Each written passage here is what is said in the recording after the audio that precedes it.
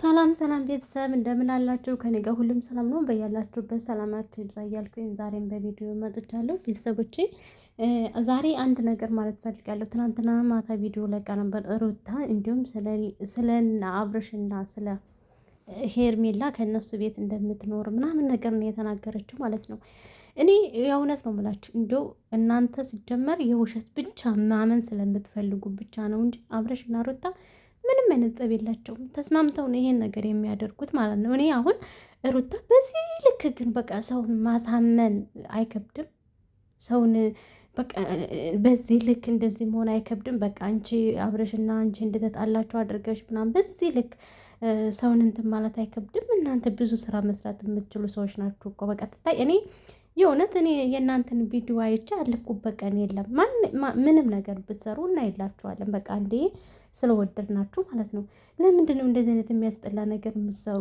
እኔ ግራ ያልገባኝ ማለት ነው። አንቺ ስለ አብርሽ ባወራሽ ቁጥር ጊዜ አብርሽ ይሰደባል። አንቺ ደግሞ አብርሽ ደግሞ ስለ አንቺ ባወራ ቁጥር ይሰደባል። እሱ እስከ ሌላ ሴት ጋር እንደዚህ በማድረጉ አንቺ ምን ይሰማሻል? አብርሽ ሲሰደብ እንዴ ደስ ይልሻል? እውነት ጥሩ አይደለም። ሁለታችሁም እየተረገጣችሁ ነው ያላችሁት። ለምንድን ነው እንደዚህ አይነት ነገር የምታደርጉ? እንዴ ክብር የመሰለ ነገር የለም። በዚህ ልክ ለምን እናንተ እንደዚህ መሆን አስፈለጋችሁ? በዚህ ልክ እውነቴን እኮ ነው እንዴ እናንተ ለምን? ስንት ስራ የሚሰራ ነገር አለ። አሁን ለምሳሌ እዚህ ጋር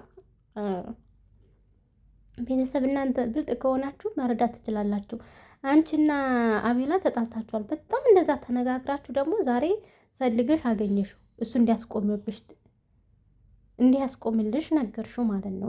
እሱ ገብታችኋል አይደለ? ያኔ ተጣልታችሁ እንደዛ ተነጋግራችሁ ምናምን ከተለያያችሁ በኋላ ለምን ድጋሚ ተገናኛችሁ ታዲያ? ስለዚህ የሚያገናኛችሁ ነገር ስላለ አብራችሁ ተመካክራችሁ መስራት ስለምትፈልጉ ብቻ ነው የምትገናኙት እንጂ እኔ አንድ ሰው ከተጣላሁት ከዛ ሰው ህይወቱ ከወጥቻለሁ አልፈልግም። ማየትም ማግኘትም አልፈልግም። እናንተ ግን ርዕስ እየቀያየራችሁ አይዲያ እየቀያየራችሁ የምትመጡ በራሳችሁ ናችሁ እንደዚህ እንትን የምትሉ ማለት ነው። እውነቴን እኮ ነው። እና ቤተሰብ እናንተ የምትወግኑ አንቺ ይህን ያክል እንደተበደርሽ እርጉዙን አብረሽ እንደተወሽ ይህን ያክል እንደተበደርሽ የምታደርጊው ነገር ጥሩ አይደለም። በቃ አሁን እናንተ የምታሳዩን ብዙ ጊዜ የማትኖሩትን የማታደርጉትን ነገር ነው የምታሳዩን ያላችሁት እንጂ የእውነተኛ የምታደርጉትን ነገር አላሳያችሁንም። ለምን እንደዚህ ያስፈለገ? ከመጀመሪያው ጀምሮ የውሸት ነው ስታሳዩን የነበረ፣ አሁንም የውሸት። ለምን ይሄን ያክል? ለህዝቡ መልካም ነገር ብትሰሩ ምን አለበት? የሚጠቅም ነገር የሚመክር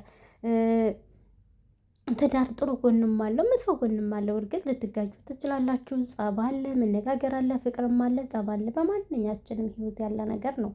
ነገር ግን እናንተ በዚህ ልክ ሚዲያ ላይ እንደተበዳደላችሁ መስላችሁ የምትመጡት ነገር ለህዝቡ ለማህበረሰቡ አይመጥንም። በቃ እንደዚህ አይነት ነገር አይመጥንም። በቃ በጨዋታ በምንም በተለያየ ነገር በቲክቶክ በምን መታችሁ ራሳችሁን ማሳደግና መለወጥ ትችላላችሁ። ለምንድን ነው ይህን ነገር የማትቋጩት? አንድ አመት ሁሉ ተጣላን፣ አንድ አመት ሙሉ ርዕስ እየተቀያየራችሁ ስለመፋታትና ስለመጠላት ስታወሩ እናንተ ምንም አይመስላችሁም? የእውነት የሚያስጠላ ነውር። ይህ እኮ ነውር ነው። በቃ የሚያስጠላ ነገር እኮ ነው።